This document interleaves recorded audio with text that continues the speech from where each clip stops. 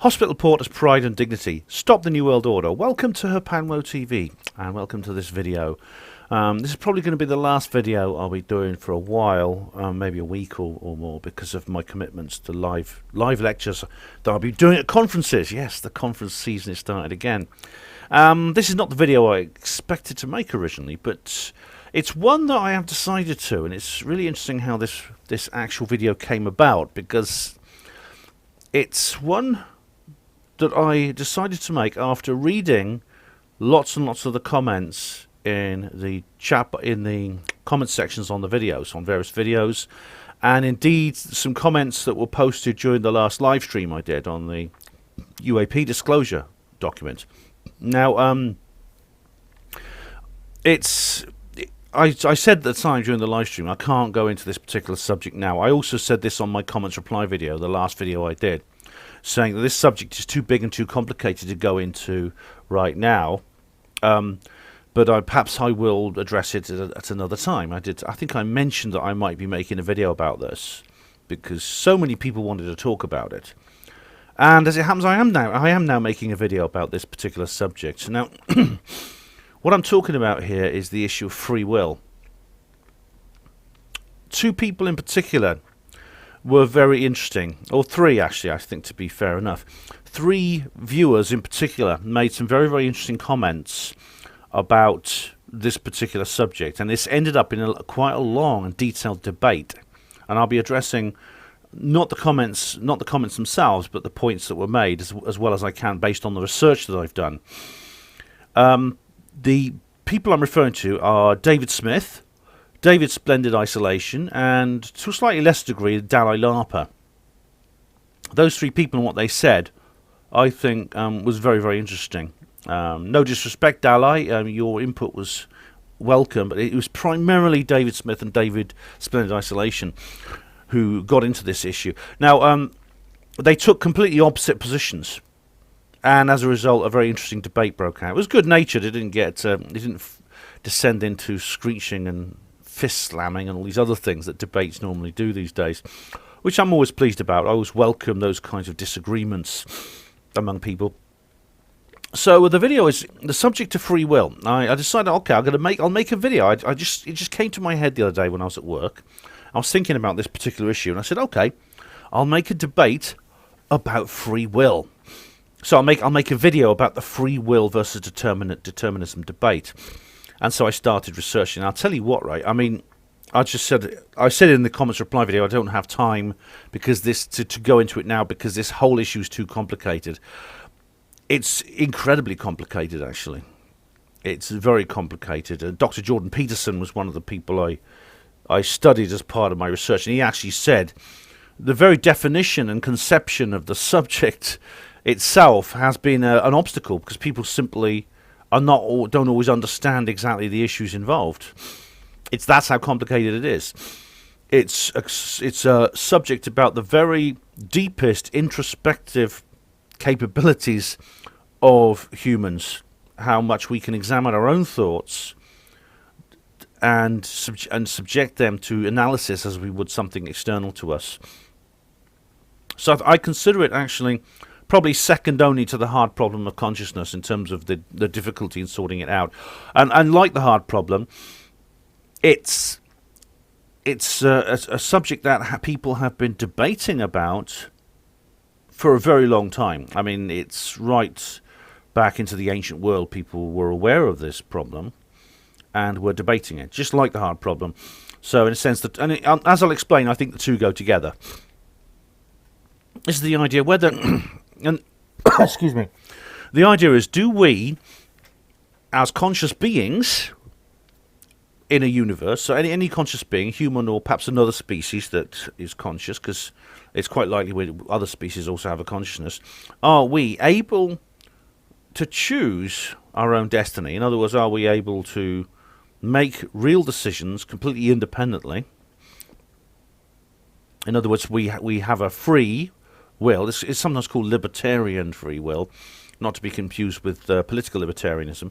Libertarian free will, are we free to make choices based on our own will, our own desire? Or are we simply are we being influenced by other forces which, in a sense, compel us into these decisions? It's a very difficult problem, not least because it's very difficult to... Determinism, that is the idea that we have no free will. This is the idea that David Smith was saying. David Splendid Isolation tried to dispute this, and I'll try to analyse the debate as much as possible. I'll go into David Smith's comments. Is it determinism essentially has an advantage in that it is very easy to prove that some things are indeed determined. For example, physics is all about that. If you throw a ball up in the air, it's going to fall down. Its destiny is determined by the force of gravity.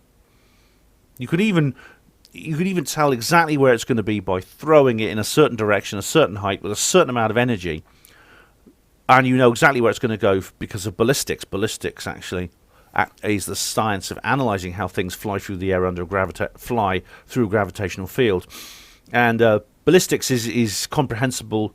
We know essentially it's completely predictable. Leaving aside things such as wind, if a wind blows the ball one way or the other, things like that. But it's completely comprehensible. It's not just humans who understand ballistics. Dogs do. If you throw a frisbee, the dog will be able to catch the frisbee in midair because they understand ballistics.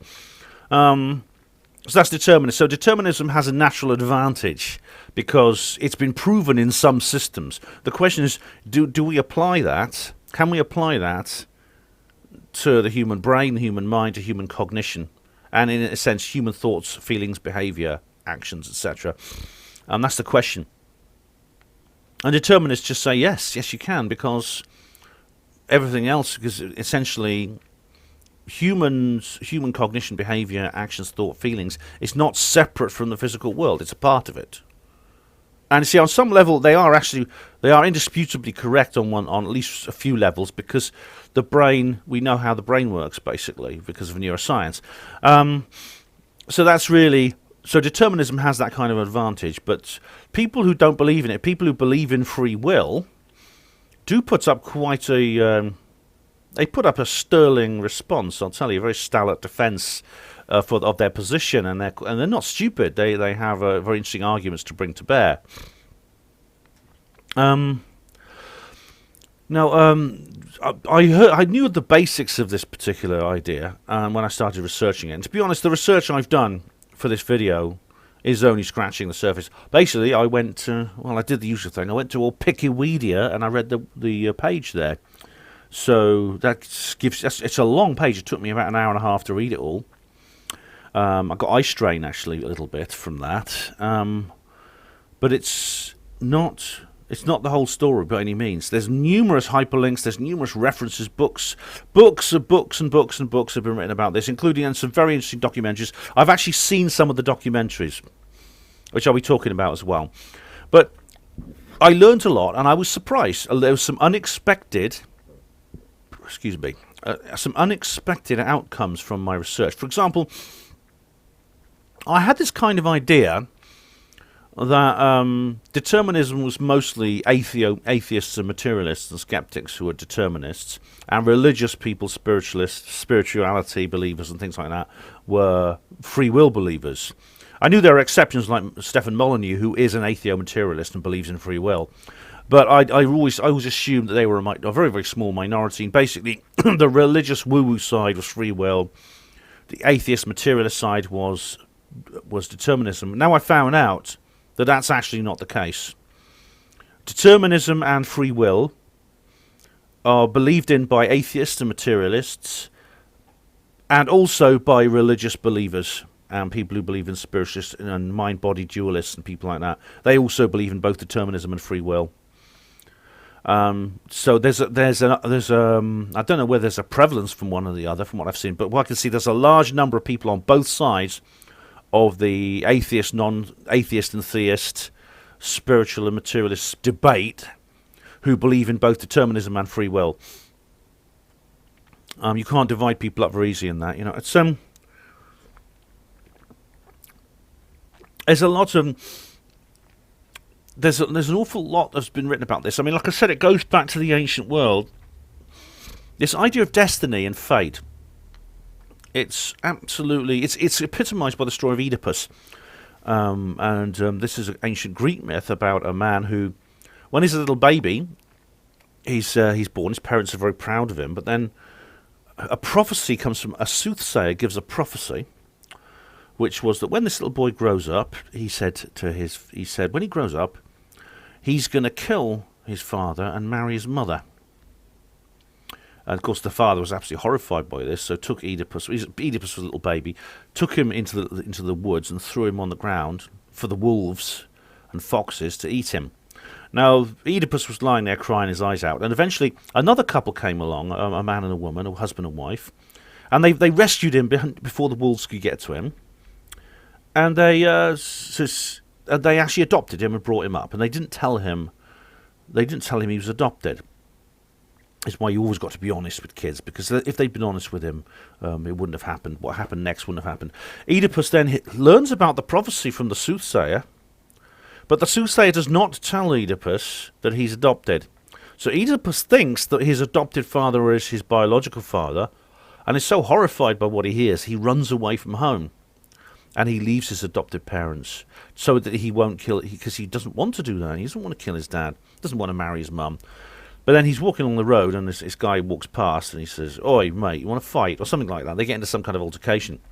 Oedipus then attacks and kills the man, and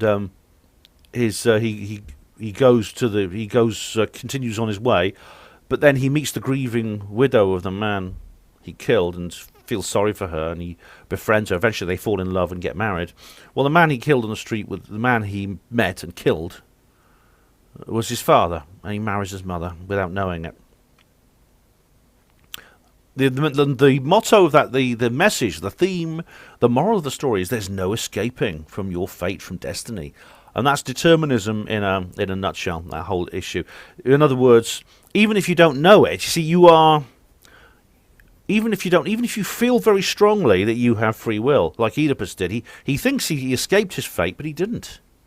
You won't, you see. Oedipus was forced in a deterministic way into a certain pattern of life, a certain life pattern, a path, and he didn't even know that this was happening. And we're all the same. In one way or another, we all are like Oedipus. That's the idea. You may think you're not. You see, this is where the problem of consciousness comes along, because most people, I think even the determinists say this, they have a very powerful intuitive sense that they are in control of their lives at the most fundamental level, that is thoughts, feelings, choices. As conscious beings, we have agency.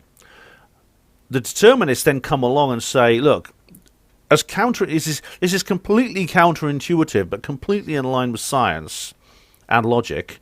You do not. And this is where the battle is being fought, I think. And to be honest, it's difficult to dispute. It's difficult to dispute determinism. If, for example, there's this thing called Laplace's demon. I think it's pronounced Laplace, but I've been saying Laplace. I've got used to saying Laplace now since I've been researching this. Laplace's demon is a being that's basically it's actually a thought experiment that is connected to a physical idea. The physical idea is that if you go back, let me just look at the detail. I've got the page open here. Hang on. Where's Laplace's demon? Here we are. Pierre Simon de Laplace said in 1814 that if a demon knows, at the very moment of creation, that is the Big Bang, the demon knows the precise location and momentum and state of motion of every single particle, every subatomic particle in the universe, then basically he knows everything. This demon knows everything that's going to happen within the entire lifetime of the universe. It's simply a matter of doing the sums. And if you consider that there's nothing actually. There is. I mean, this was in 1814. This was before quantum mechanics. However, there's really, as I'll explain in a minute, quantum mechanics does not actually dispute determinism. It doesn't. But so Laplace's demon is a bit over the top because it assumes there's no quantum mechanics. But There's also chaos theory as well, which is a part of that. But the idea is that then simply if everything is basically physical, everything obeys Newton's laws and things like that, everything from large objects like planets flying in space to atomic particles, atoms and things like that. Now we know, of course, with quantum mechanics that when you actually go to the subatomic level, the particles of which an atom is made up, they behave very differently indeed. You've probably seen What the Bleak Do We Know, about entanglement, things like that, superposition, stuff like that, the double slit experiment, etc. But this was before Laplace. Laplace didn't know about that because no one did in those days. But it's still, as I'll explain, the presence of quantum physics cannot be used to argue against determinism. It can't. I'll explain in a minute. But basically, if Laplace's demon is right, and he knows every single object and point in the universe, it knows where all the forces are reacting on. Therefore, it can work out everything that's going to happen in a lifetime in the universe, including everything that's going to happen inside your brain.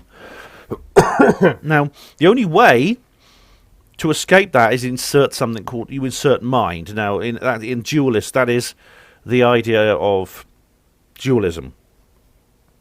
And I'll come to that. I'll go into that again in a minute because I've made so many notes here. I have to remember all these things. So, and the only argument most people can come up with against that is, but it just feels like we're free. But our brain is biology. Right? Biology is caused by chemistry. Chemistry is caused by physics, and physics, of course, like I say, is there and then. And I'm going to come to David's comments in a minute, but he does mention this, that there's no doubt that our thoughts and feelings are influenced by, for example, chemistry. Our thoughts and feelings, and anyone who's had a glass of beer or becomes a little bit drunk. Drunkenness is a good example. Alcohol affects your thoughts and feelings. It reduces inhibition. It reduces the ability to control impulse, which is why drunk people are more likely to experience emotions from which they can't control. For example, this is why drunk people are more likely to get into fights, because they experience emotional impulses and they don't have the ability to control them. Where without the alcohol, they would have that ability. The alcohol takes that away. You could argue that the alcohol is determining the way you think and feel, the chemistry applied on your brain. And I'll come back to that because I know David does that as well. And there's other examples as well. For example, people found out that problems with obesity are still in the world, despite the fact that there are now sugar-free soft drinks, sodas as the Americans call them. Because a lot of the problems with obesity in the past were because people were drinking soft drinks that were full of sugar. They were consuming huge amounts of sugar, and this is because they drink like huge, great big super gold cartons of things you get at McDonald's, where you have these huge cardboard cartons, which can be a litre or more of drink, as part of your meal. Now there's a huge amount of sugar in there. I think there's like 12 teaspoons of sugar in that size thing. Now the health people said, well, let's replace it with sweeteners like aspartame, saccharin, things like that. These are low-calorie or zero-calorie sweeteners, which you can add instead of sugar. But what happened is, this caused a problem when people were drinking this sweet material, this sweet drink, and the stomach enzymes were produced for sugar. But when no sugar was found, the enzyme started overreacting within the stomach. Now this would translate into, when you have one of these big cartons and you drink it and you leave McDonald's, you go off somewhere else, your stomach enzymes are still expecting a big sugar rush and they're not getting it. So all the enzymes are there's no sugar. But then you may be walking along, you suddenly pass a sweet shop, you think, I fancy a Mars bar. It just pops into your head, I fancy a Mars bar right now. I don't know why, I've just got this sudden urge to go in and buy myself a Mars bar. The reason is this is your physics, this is your body chemistry affecting your brain, because your brain subconsciously knows that it's having this kind of problem. It's having this digestion problem. So you go in and you probably eat yourself a couple of those because you're to deal with this contradiction with the way your brain deals with your taste buds, brain, things like that, deals with the digestion of food. As a result, these sugar-free drinks don't stop you consuming sugar, because then you crave sugary foods afterwards. Now it's and there's also the issue of NPCs. Now this is something that I came about long before I really started investigating this particular subject.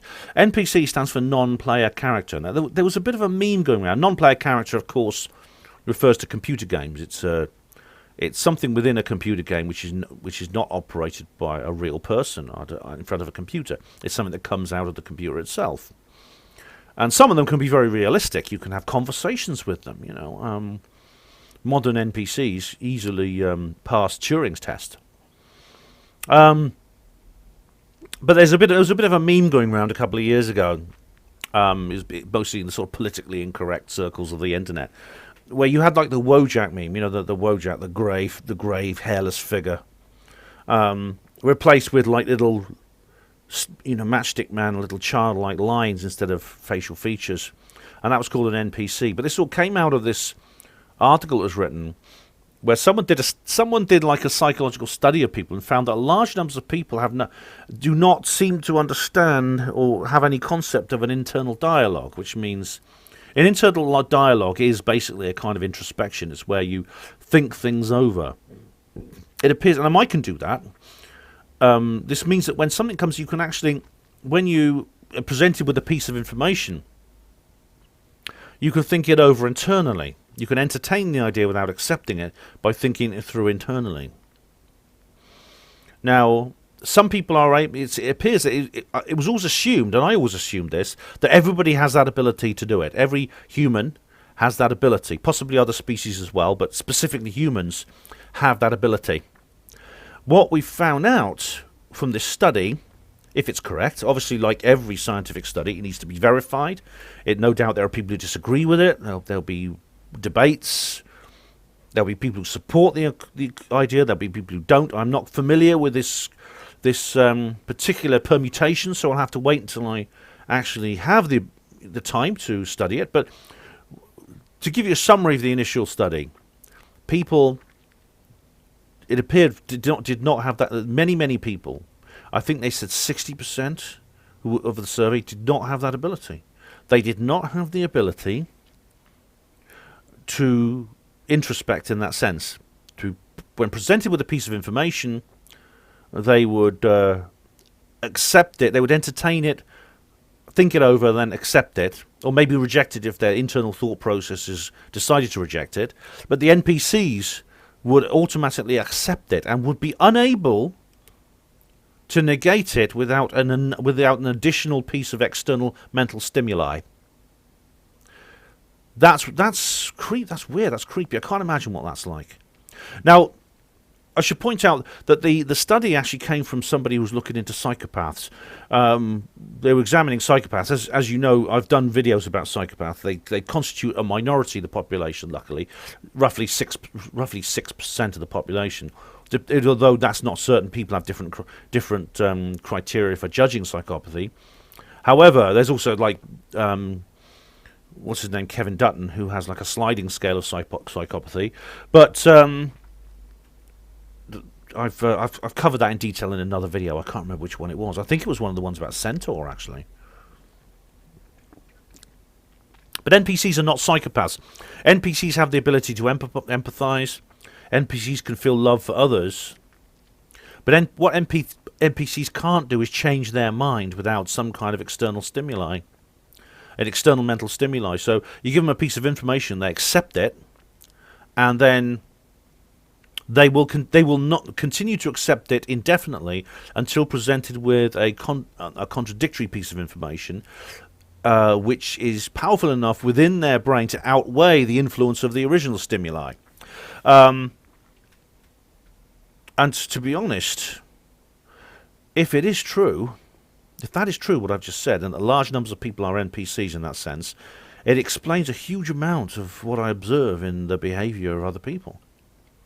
It's almost like a key which opens a lock. It's almost like the primer to break the code. It's the key to break the code. It's like, this is why I do take it seriously. I think that maybe NPCism is real. Um, anyway, but that's in a sense an NPC mind is deterministic. It is completely deterministic. It's not. It's not a psychopath. NPCs do have the ability to empathise. Like I said, also NPCs do have a consciousness, like anyone else does. They have self-awareness. So NPCs are not sort of separate from the hard problem of consciousness, which I'll talk about a bit more in a minute. By the way, go to the link in the description box if you want to know more, because I will put in some background stuff. I'll put in the stuff about psychopaths as well. Hang on. As well, because these are I'll put that in as background. There's a video about Anthony Peake. I'll put a link to my Hapanwa radio show with him too, because he's very interesting. When it comes to this sort of issue of consciousness, he's extremely interesting.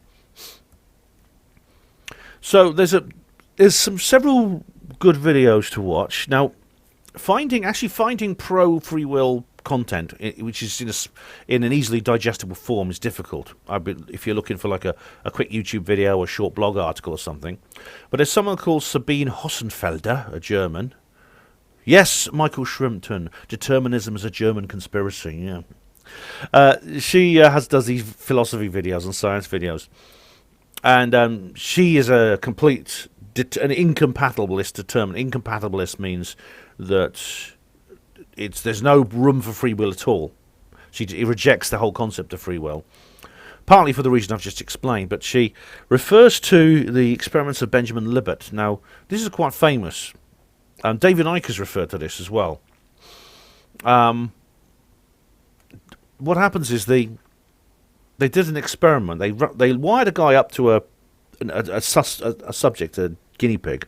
They wired him up to an EEG to measure brainwaves, and they said, right, you hold your hand out like that, and then raise your hand in the air whenever you feel like it, just when you choose. That's the subject. This is what Libet said to the subject. So the subject would do that for a while and go like that when he chose. Now, according to the subject, he just chose a moment. He chose a time. Oh yeah. There was also this thing. What was it? Yeah. What was it? There was a kind of dial going round like that, a kind of clock with how did it work? I can't remember.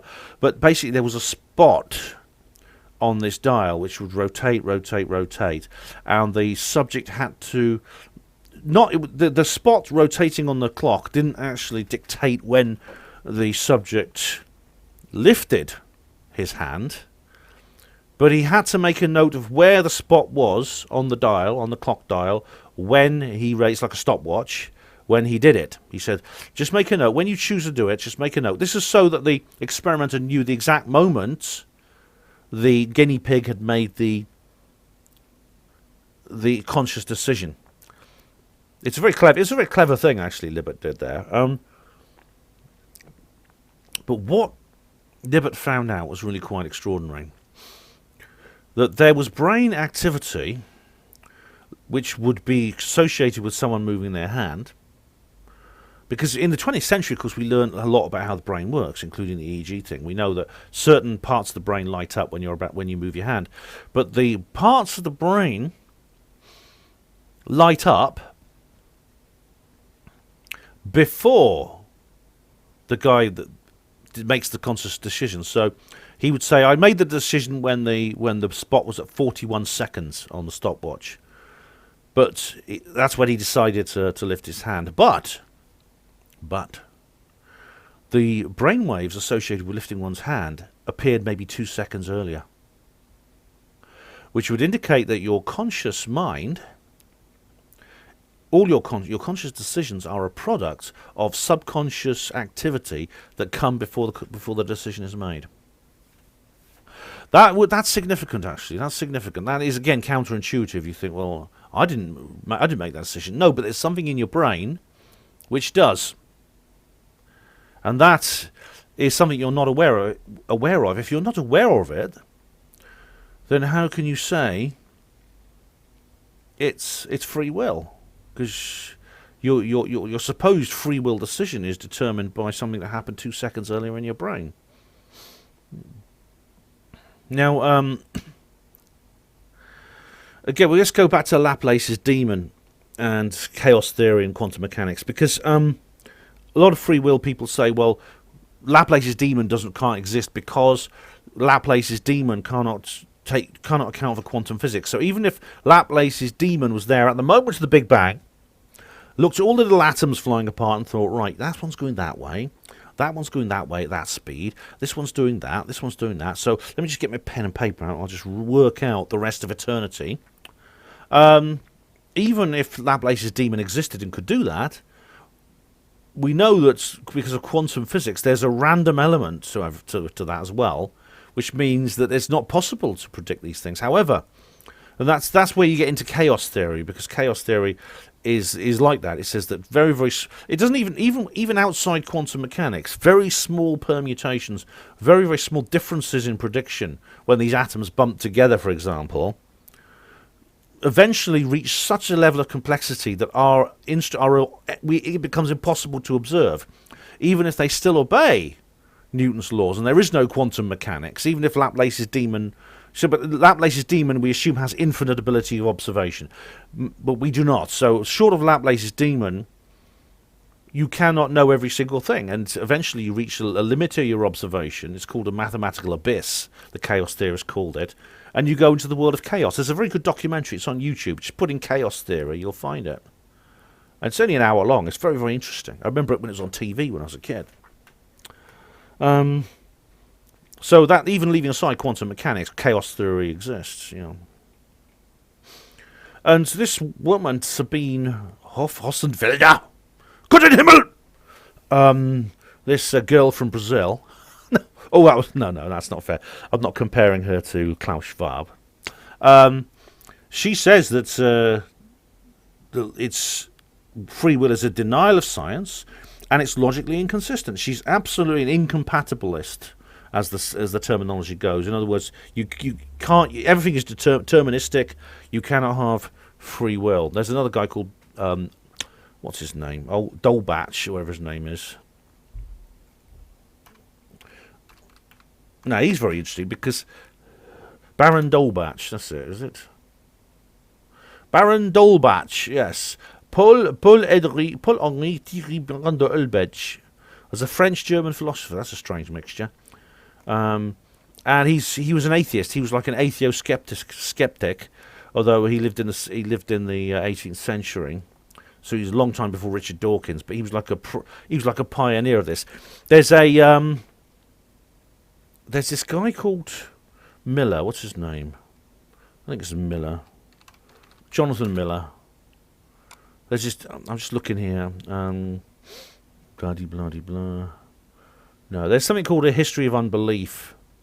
And this guy called Jonathan Miller. Here we are. It's worth watching his documentary, actually, Jonathan Miller. Yeah, he was a theatre and opera director, a doctor, television presenter. He used to do comedy with Peter Cook and Dudley Moore and things like that. And he's like an atheist.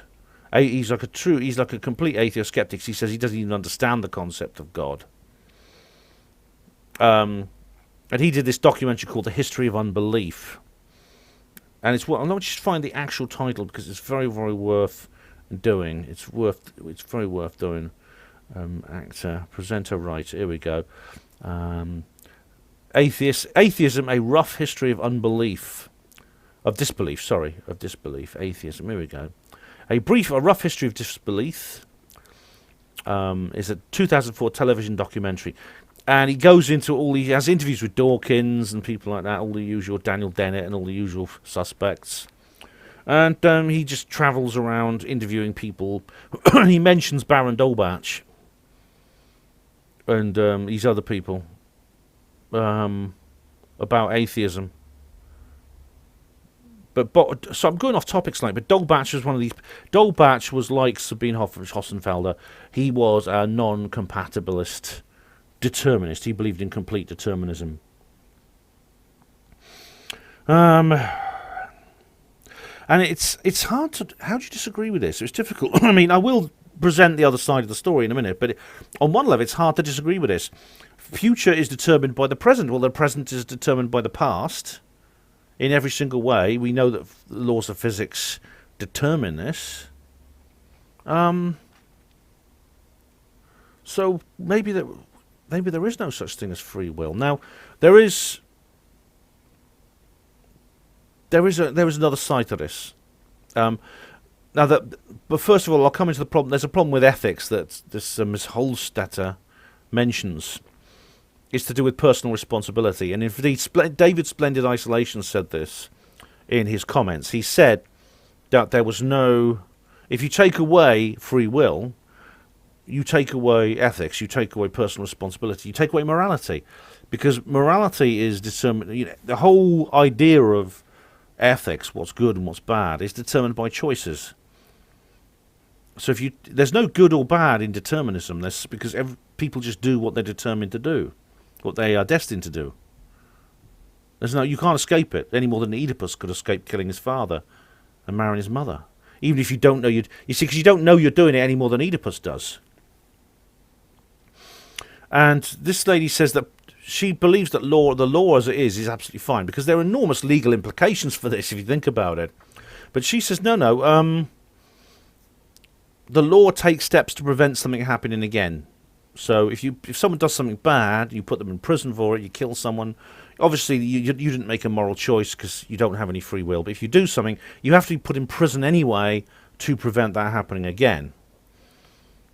Now, the problem with that is that that's not what the law says. The law does recognise the element of responsibility, personal responsibility, free choice, and that this is a punishment. The state imposes a penalty for the choice you made, and this operates on all levels. It's the basis of revenge.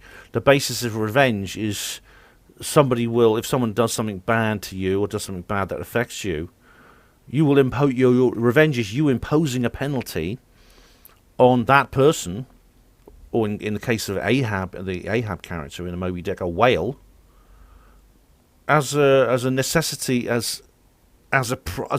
forcing them to pay a price for their actions. Moby Dick is a very interesting story. I mentioned it actually a couple of videos ago, I think, because it's about a man who becomes obsessed with revenge to the point where he loses his own life. It takes over his life. It determines it becomes the center of everything he does. And he ends up killing him. His obsession with killing this whale that bit his leg off takes him to the point where he dies at the end. So, but then, if Ahab had been a determinist, he might have said, well, the whale didn't choose to bite my leg off. I mean, even leaving aside determinism, I would say if someone's hunting you with harpoons and you bite their leg off, you could say that's self-defense. That's what the whale did. But Ahab is saying basically, if Ahab was a determinist, he would say, well, no, the whale didn't, even if that wasn't the case, even if I'd just been randomly swimming in the sea one day, and the whale came along and just bit my leg off for the bloody hell of it, even then that's not grounds for revenge, because the whale is not responsible for its actions, because its thoughts, feelings, desires, and actions are determined by fluctuations in the brain that happened in the past.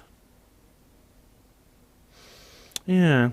Now, the last thing this person, Hossenfelder, mentions is how belief or non-belief in free will affects behaviour, and I'll come to that in a minute. But I went to look for some people who are in favour of free will. It's actually the free will, the pro-free will people are not easy to find in the popular media. But Dr. Jordan Peterson is a good example. He basically he's done a little 12-minute video about this. It's actually quite difficult to follow because, he's such an intelligent man. It's hard to keep up with him sometimes. But he said, first of all, the whole debate is difficult to conceive of and define. There's a gradient actually from free will to hard determination. He says it's constrained by time. So if you're driving along a road, you can see a long way ahead of you. Now, your focus of attention will be on what is like a few hundred yards ahead of you, because that's where you have a choice. So if for example, somebody runs out into the road ahead of you, you've got time to put the brakes on and stop the car before you hit them. You don't focus your attention on what's like 2 feet in front of the car, because by that time it's too late. You can't. Your car is going to move because of its inertia, and the constraints of the braking time, your car, if something happens 2 feet in front of your car, you can't avoid it. So he says there's a gradient between free will and hard determination in that respect. But he disputes Libet's experiment. He said that because these things are programmed in us from a young age, as soon as we're born, we learn to control our movements. If you learn to play the piano, your brain is essentially wired. It's hardwired for certain things at a certain point. For that reason, in a sense, that Libet's experiment doesn't dispute free will, because, and I didn't quite follow every single point he made there, but he said for that, it's because of the way the brain's wired up from a young age, including the movement of hands and things like that, that the conscious decision is not necessarily determined, is not necessarily negated by brain activity that happens beforehand. Funnily enough, Sam Harris, he's been getting into debates with Sam Harris about this, because Sam Harris is a determinist. Peterson is a free will advocate. And I was quite surprised that Sam Harris is a determinist, because Sam Harris does not deny consciousness. He did a very interesting discussion, actually, Sam Harris, with somebody. They talked about consciousness and about how it's a problem that still, the hard problem of consciousness still exists, even in a world where we really have learned so much about how the brain works. For example, your brain, as I was saying, I actually mentioned this in the last video, free will is really completely and utterly tied up with the idea of consciousness, in a sense that denial of free will is denial of consciousness. This is the interesting thing.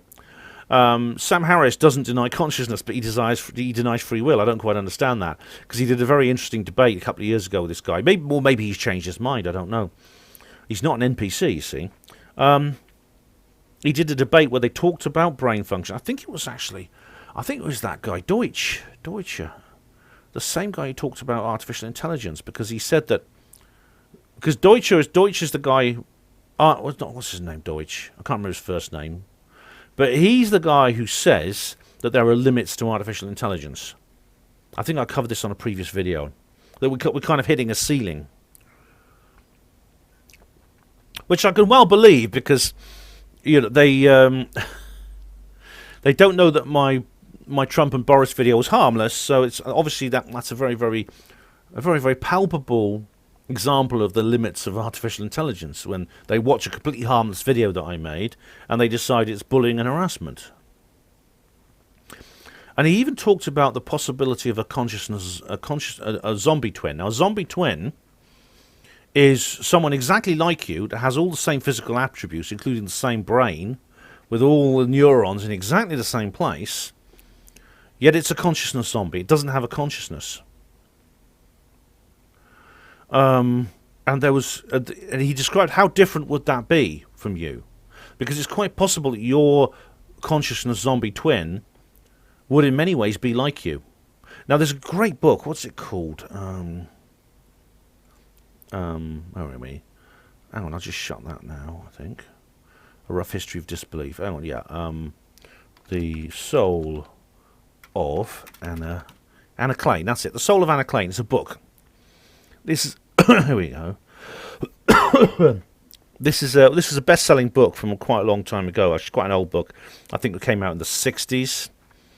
It's worth it if you get hold of a copy of it. It's well worth it. It's by Terrell Midana. That's Terrel and Miedaner.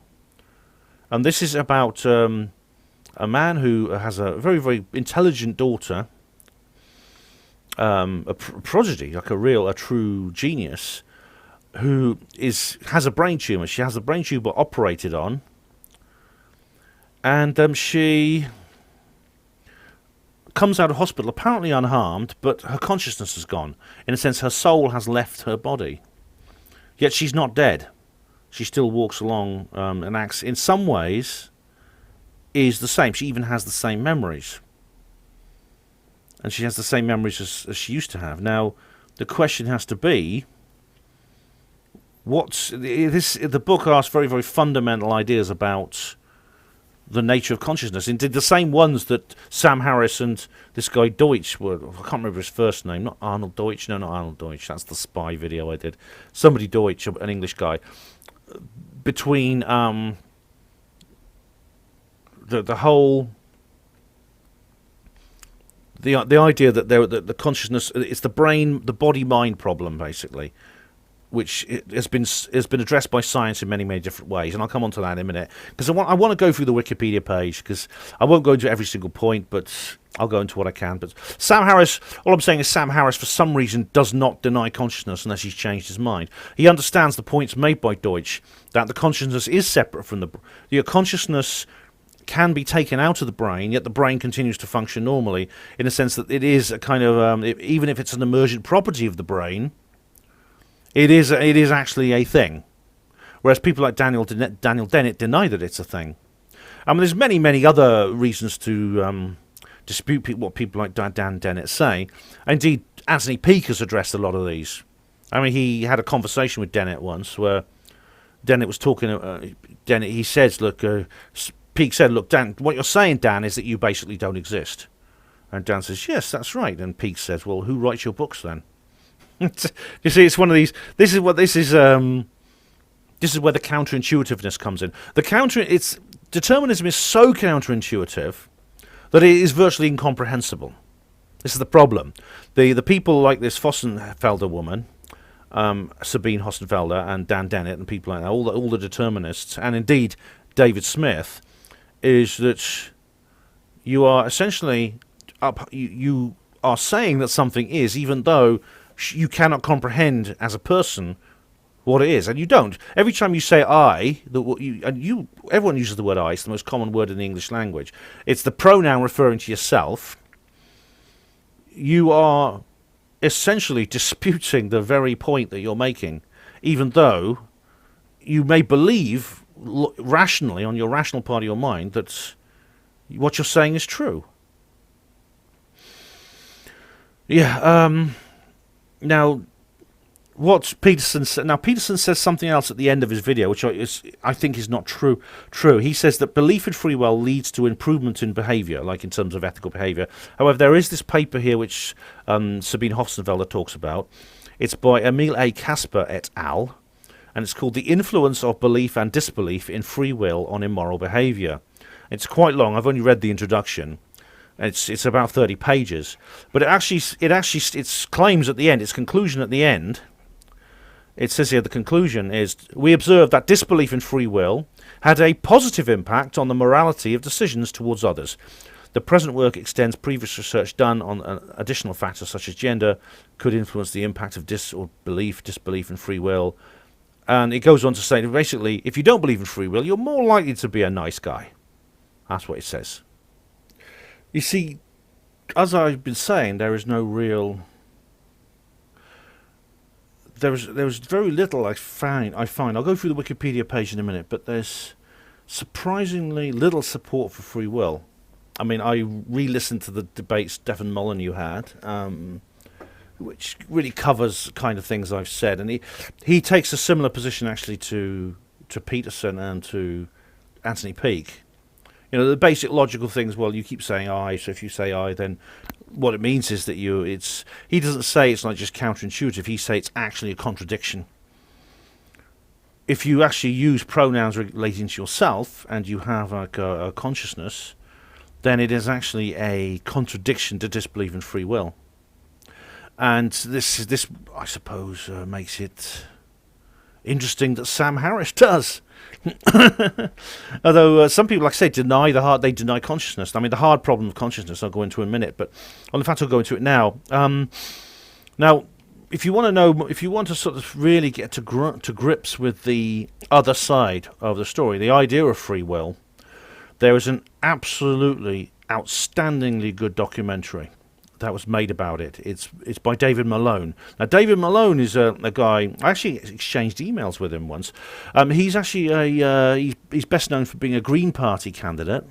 So obviously politically we're poles apart. But he's also a documentary filmmaker, and an extremely good one.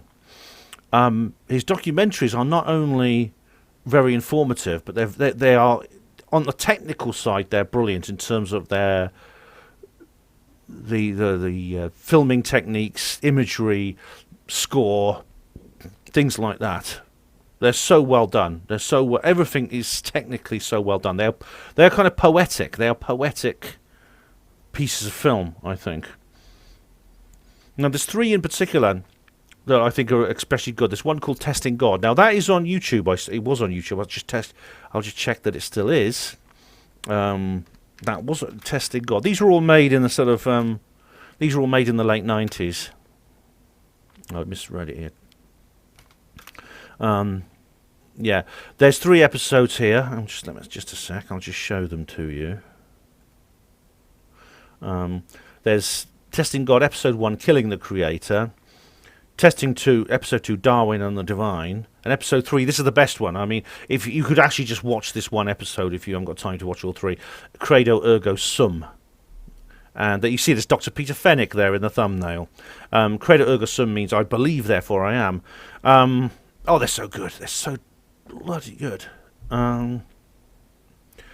They really are so good. And there's several versions. There's a compilation version here. Full documentary with David Malone. Right, there we are. And there's do watch those. But there's also this one called what's it called? Dangerous Knowledge. Let's see if that's on YouTube. I hope so. Dangerous Knowledge. Yeah, there's a few clips here. There's some clips. But the whole thing's not there. I think it's on other platforms, actually. I think I found it on... I found Dangerous Knowledge on... Was it Vimeo? It was either Vimeo or Dailymotion. And because you can't get the DVD of it anymore. It's no longer available as DVD. So you might be able to get a few second-hand copies, but basically it's no longer available. Which is a real shame. It's a real shame. So in a sense, if someone YouTubes it or something, I don't see there's anything wrong with that, in terms of piracy and stuff like that. Now but the third one is the one most relevant. That's called Soul Searching. I'll put in David Malone. I don't need the screen display yet. David Malone Soul. Now there used to be a few clips on here. Now what if the whole thing? Excerpts. There's excerpts here. Oh dear, it's gone. Hang on, it's certainly not on YouTube. I wonder if it's on another platform, because this is one I really recommend, and if it's not available online, that's going to be really, really sad, because it's so good. YouTube on Vimeo. No, let's have a look.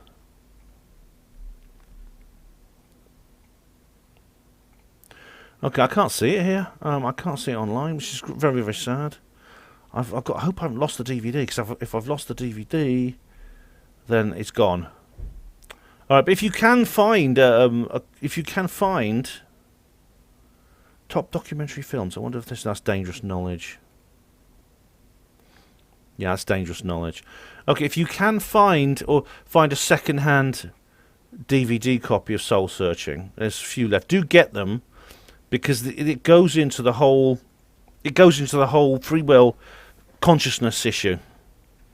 Very, very, very, not only very, very great detail, but enormous, in a very moving way, with a huge amount of pathos. You know, there's great beauty to these documentaries. And I'm going to check in a minute to see if I've still got the DVD, because if I haven't, then I'm fucked, because it's gone, which would be a tragedy. But it has an interview with Galen Strawson. Now he's a guy, Galen Strawson, odd name, but he's the guy who comes up with this. Now, what it shows is that it demonstrates that the hard problem of consciousness does have a solution, but it involves woo-woo stuff. That's the basis. The basic answer of that's the basic issue of Soul Searching. That's the basic conclusion. Now, Dangerous Knowledge is worth watching. Dangerous Knowledge. It's a one-part feature-length documentary. It basically does the same thing with physics and mathematics. It's about mathematics essentially. Dangerous Knowledge. And there's quite a few copies of that around, and I know it's on. I found some of it on here, but let's just have a look. Hang on, I found one copy.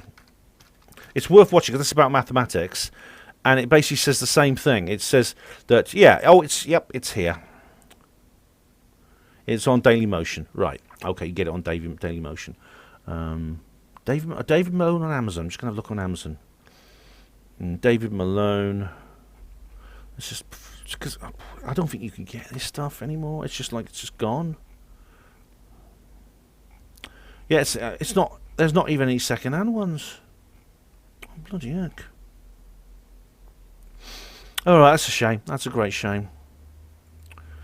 But like I said, there's a few copies of Testing God and Dangerous Knowledge are available online. You can watch those. But Soul Searching seems to be, apart from some clips, there's some excerpts, like about 20 minutes of excerpts. Watch those, but I'll tell you what, to watch the whole documentary will be better. It's a 2-part documentary, about 1 hour 45. If I can find a copy, I'll let you know. But it makes the important point, I think, in the same way that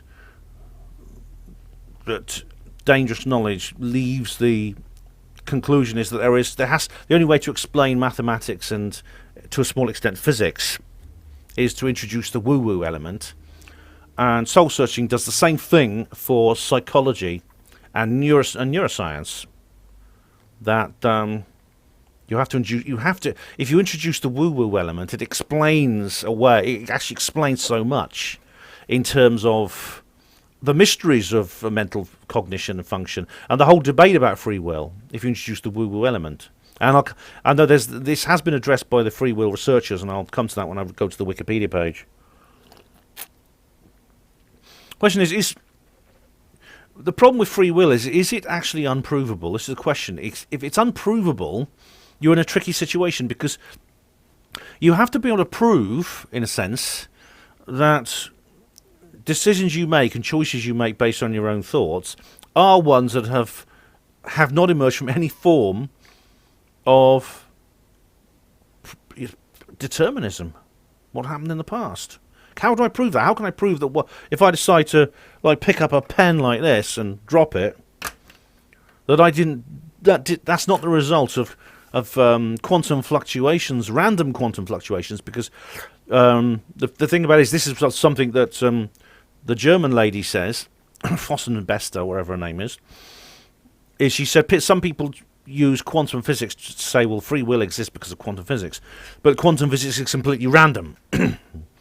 So there's nothing that can actually influence quantum physics according to science. However, if you watch What the Bleak Do We Know, Dean Radin's experiments indicates that mental intent can actually alter random fluctuations in the quantum universe. He's actually done experiments that proves that mental intentions does that. But according to the official science, that's not possible.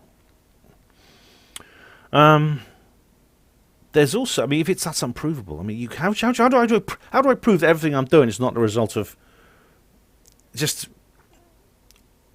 a stream of causality dating back to the Big Bang, working through my brain that has evolved through my body since I was born? How do I prove that? How do I prove that these things are not the case? So if free will is unprovable, then, as I was saying earlier, determinism is unfalsifiable, that's a fallacy, but at the same time, free will is unprovable. So that's a contradiction. That's like a double contradiction there. Now, I should mention briefly the idea of angelic or demonic possession, because I think you've got to introduce the woo-woo stuff. As we were saying earlier, if someone does bad things, they're not responsible according to free will. The only justification you can have for some legal penalty is simply a rational survival mechanism to prevent that happening again, which of course it contradicts what the law says, because the law essentially accepts free will. But there are certain individuals that I do wonder about the fact that not that there is no responsibility, but the responsibility might be at least shared with some other entity, a non-human entity. If you listen to, a lot of people are very interested in things such as serial killers and people who commit terrible atrocities, some of the worst kinds of criminals. And there's some people that make a bit of a hobby, actually, of reading books about these people, even books that these people have written, and examining their thoughts. And I came across a documentary a little while ago that did get me thinking about this, because sometimes when you go into criminality, there's often causes, there's reasons why people do things, even leaving aside, even if you accept free will, very often their free will leads them to do certain things, and that they are doing these things as a result of certain choices they make, and the reasons for their choices can sometimes be discerned. For example, childhood trauma can cause a person to become very criminal, can cause criminal behaviour. Stephen Molyneux talks a lot about that. This doesn't, I said this about my mum. You know, I consider my mother had a terrible childhood trauma. And my father seems to believe, it takes a determinist line on this and says that because of this, she's not accountable for her negative behaviour.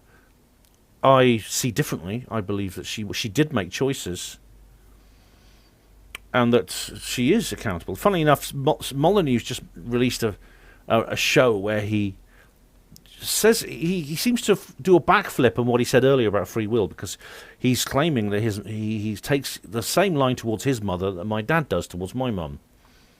I mean, obviously you see, both my dad and me were mistreated very badly by my mother. My dad is just sort of like brushed that off, and I haven't. I say more in my family sadness video about this, but you see, I think to myself, if my mum didn't have free will, then what she did to me was basically no different to me being struck by lightning, or me being walking under a cliff, and just at that very moment a rock falls down and crushes me flat. There's no real difference. Is that acceptable? You see, again, my mum wasn't some arch evil criminal. It wasn't some arch villain. She was a destructive person within the family. But I mean, you do get people who really, truly do horrible things. I mean, serial killers. I actually wrote an article about the Moors murderers a long time ago. I don't know if I can find it. I won't read it out anyway, but I'm curious to see if I can find it. It was on her Panamo Voice. Is it? Let's have a look. Yeah, it was. Yeah, Demonic Moors Murderers. This is, it was based on an article at sot.net. Ian Brady and Myra Hindley were a couple from Manchester who basically killed. They committed what was considered some of the worst crimes in the world. Between 1963 and 1965, how many little kids did they murder? I think it was about, they murdered 2 teenagers and 3 children aged 10 to 17. They murdered 5 people, all aged 10 to 17. Now, apparently, Brady was very into... Myra appears to have had psychopathic tendencies. She was very deceptive. I mean, she tried to get out of jail during the 90s, and she failed, but she wanted to be released. She died in 2002. Brady, I think, died last year. He's died quite recently. But Brady was into, like, occult stuff, black magic, things like that. There's a film about them. What's that film called? Let's see if I can find it. It's a film about the Moors murders. Here we are. See No Evil, yeah. Oh, that's on. I think it's on YouTube. That's a good film because it talks about that. It does talk about this sort of thing. But what they did shocked the world. The policemen who investigated it and had to learn about the details of the crimes, they had to go on to counselling and things like that. And there's other individuals. I mean, one particular, I watched this documentary. One particular comes to mind is David Copeland. Now, he killed 3 people and injured 150 in a bombing campaign in 1999 in London.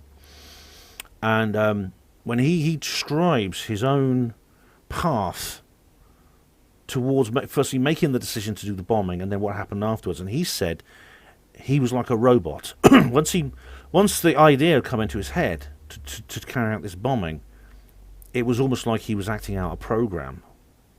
And of course the determinists will say that's exactly what it was. But I would say, is it possible that he had channeled some kind of malevolent spiritual being?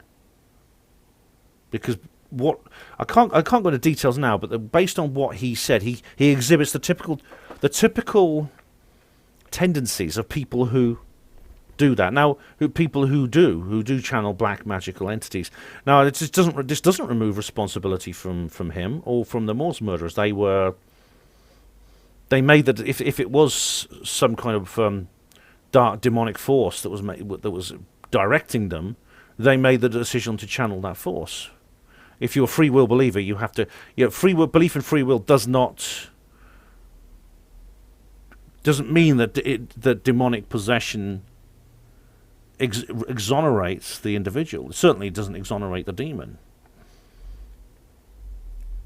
It's this thing. It's I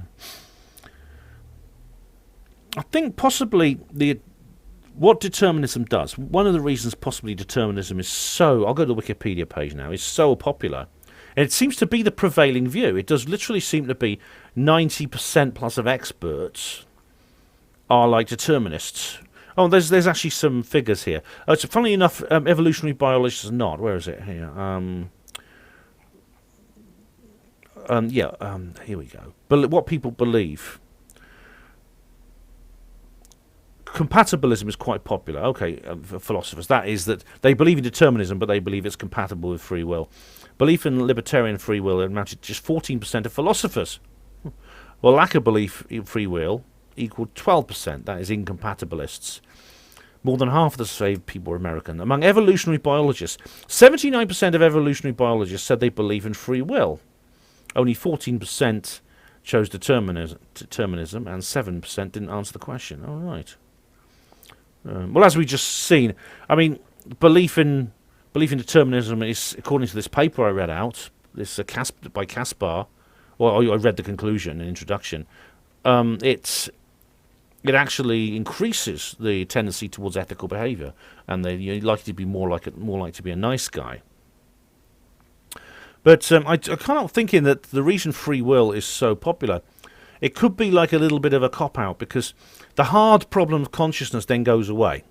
If you reject free will, the hard problem of consciousness then becomes moot, because really you can't have despite what Sam Harris seems to believe, I don't believe you can have a concept of consciousness outside free will, because how can you be conscious and have determinism? Because you end up kind of like in a situation rather you could do, but then you end up a bit like the character in the film Being John Malkovich, and I very much recommend that. It's very good. Because at the end of the main character, John Cusack's character, he ends up trapped inside as a sort of dual consciousness to this being, this person, a young girl.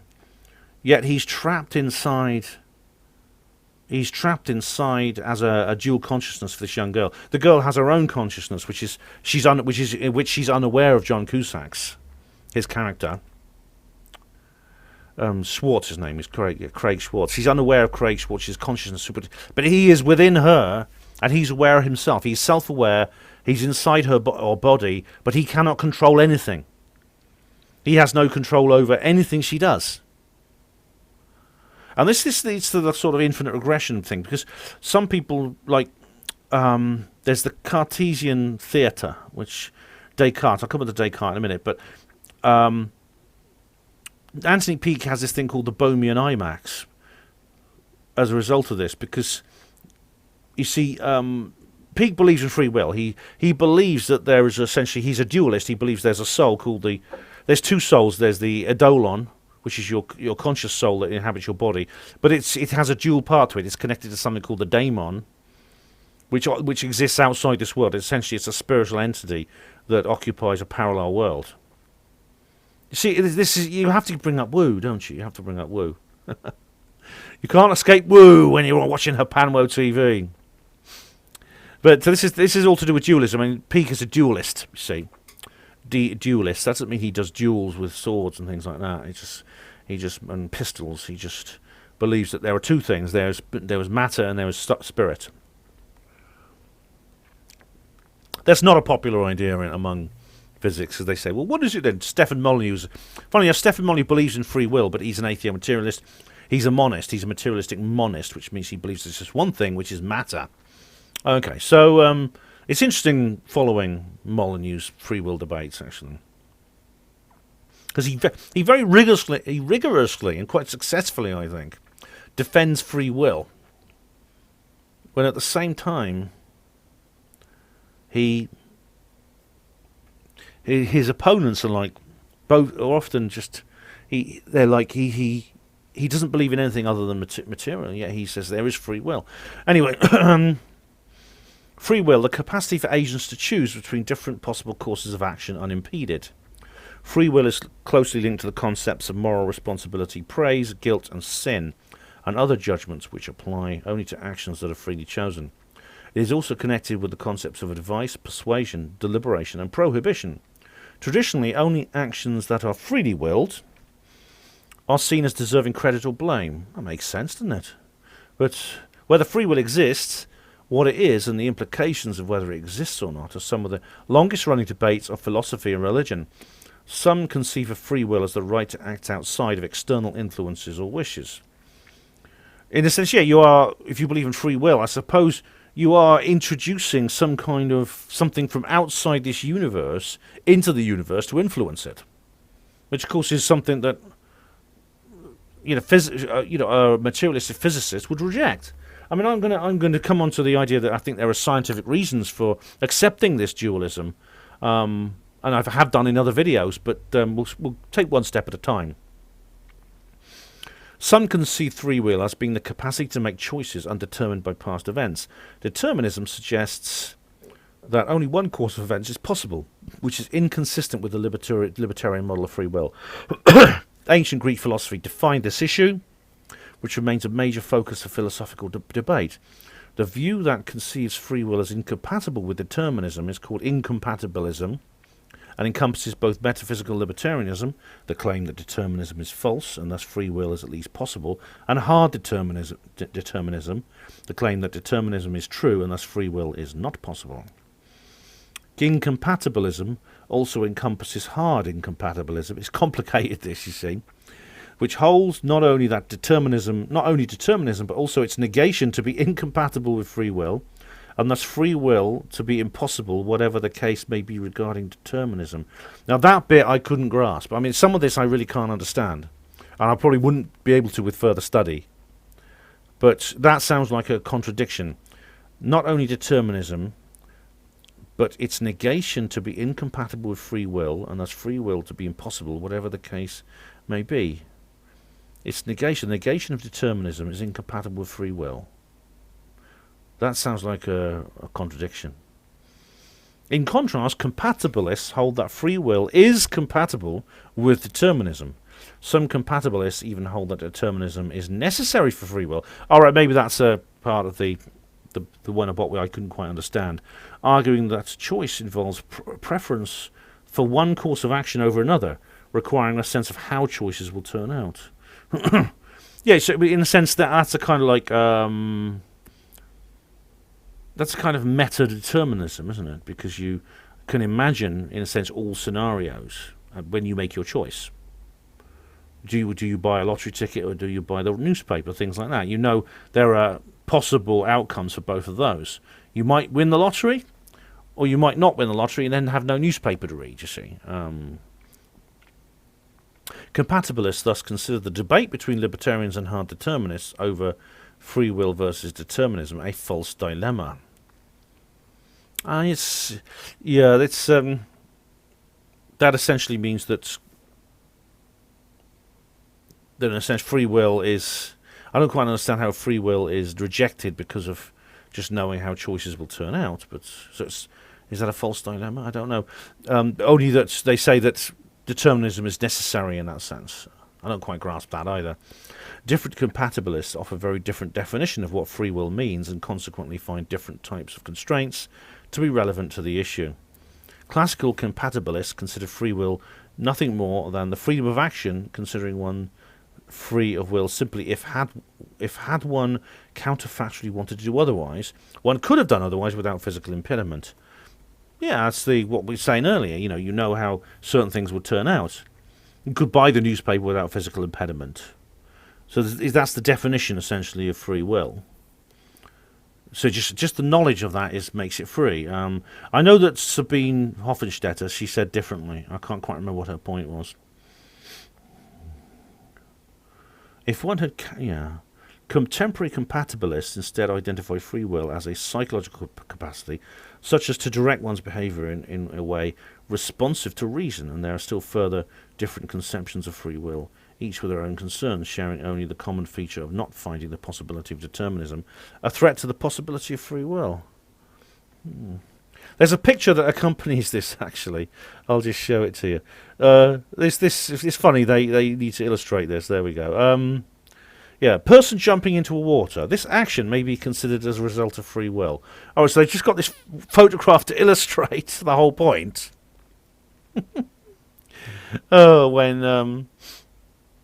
It's like you don't really need that photo. It could be any photo, really, you could put there, couldn't you? But it could be this chap decided to jump into the water, but he didn't. He was determined, you see. The atoms in the Big Bang, billions of years ago, eventually, plus a few random quantum fluctuations, led to him jumping into the water. It could be. It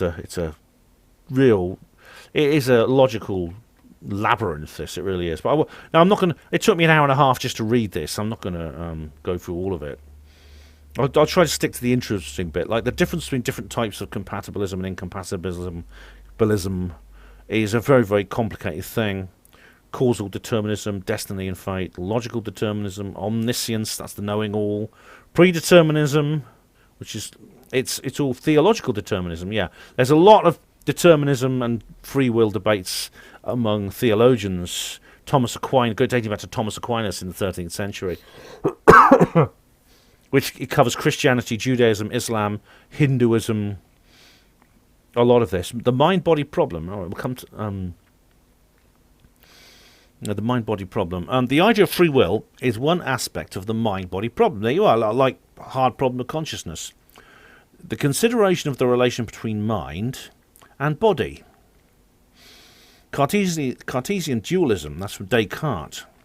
Now he's a very interesting chap because he came up with the I think, therefore I am principle. It's called the Cartesian principle. Holds that the mind is a non-physical substance, the seat of consciousness and intelligence, and is not identical with the physical states of the brain or body. That's dualism, as I said. That's what Anthony Peake essentially says as well. And I think he's right, actually. But I'll come into more. It's a detailed subject. It's suggested that although the two worlds do interact, each retains some measure of autonomy. Under Cartesian dualism, external mind is responsible for bodily actions, although unconscious brain activity is often caused by external events. For example, the instantaneous reaction to being burned, that's a reflex. If you put your hand in a fire, you automatically pull it out. It's a completely unconscious action. Yeah, this is basically the ghost in the machine argument. And Stephen Molyneux completely rejects this, but he believes in free will. Cartesian dualism implies that the physical world is not deterministic, and in which the external mind controls at least some physical events, providing an interpretation of incompatibilist free will, stemming from Cartesian dualism. A formulation sometimes called an interactionist dualism suggests two-way interaction, that some physical events cause some mental acts, and some mental acts cause some physical events. One modern vision of possible separation of mind and body is the three-world formulation of Popper. That's Karl Popper, who was attacked by that great hospital porter, Ludwig Wittgenstein, in 1946. Ludwig Wittgenstein picked a poker off the fire in Trinity College, Cambridge, at the Moral Sciences Club, and he threatened his civilian colleague with this poker. Well, you know what side I take in that, don't you? I don't quite understand. I don't know about. I'm not going to skip that bit because I don't know enough about it. A contrasting approach is called physicalism. Physicalism is a philosophical theory that holds that everything that exists is no more extensive than its physical properties. That is, that there are no physical substances, that there are no non-physical substances. That's monism, essentially. Physicalism can be reductive or non-reductive.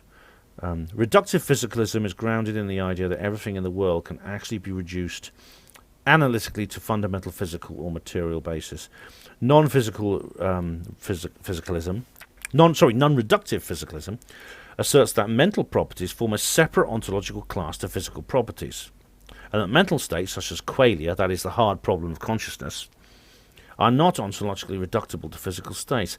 That's interesting. You see, there are materialists who believe in this. I mean, I think Molyneux is probably one of these non-reductive physicalists. Although one might suppose that mental states and neurological states are different in kind, that does not rule out the possibility that mental states are correlated to neurological states. In one such construction, anomalous monism, yeah, that's you see, yeah, that's essentially that's where I suppose you can get free will. I suppose if you are a non-reductive, you can get free will out of this. Although I suppose if you're reductive, you'd be a determinist. I don't know. I assume that's the case. Yeah. Incompatibilism requires a distinction between the mental and the physical, being a commentary on the incompatibility of determined physical reality and one's presumably distinct experience of will. Secondarily, metaphysical libertarian free will must assert influence on physical reality, and where mind is responsible for such influence, it must be distinct from body to accomplish this. Yeah. Both substance and property dualism offer a distinction, and those particular models thereof are not causally inert with respect to the physical world basis for illuminating. You know, in a sense, the ghost in the machine idea, the hypothesis, that is dualism, that would fit into things such as what I've... Basically, you'll be familiar with this concept if you're a regular viewer, because Cartesian dualism essentially, I think, can be supported through psychical research, the evidence gathered in psychical research, for example. This is research into the soul or spirit of a person that departs on death, for example. So if you a way to test this would be to see if you can pick up any evidence, if there's any evidence that exists, through various methods, whether it may be EVP, mediumship, all these other seances and things like that, of a departed person's soul still existing when their physical body has died. And as you know, I think I take that seriously. I'm very interested in that kind of research, and I think that it has, in a sense, proved its case in that respect, which would support Cartesian dualism. Now, my first instinct is to say, as a result of that, that solves the whole issue of free will. Because if there is a ghost animating the machine that is not affected, for example, by, which is somehow independent of observable physical reality, then essentially that solves both the problem of the hard problem of consciousness, because you could say consciousness essentially is that, and it also solves the problem of free will, because you could say people make decisions as directed by that entity, that phenomenon, that is the soul. However, just as I was about to do a victory dance in that respect, then I came up with another idea. It doesn't solve the problem of free will, because once you accept that there is an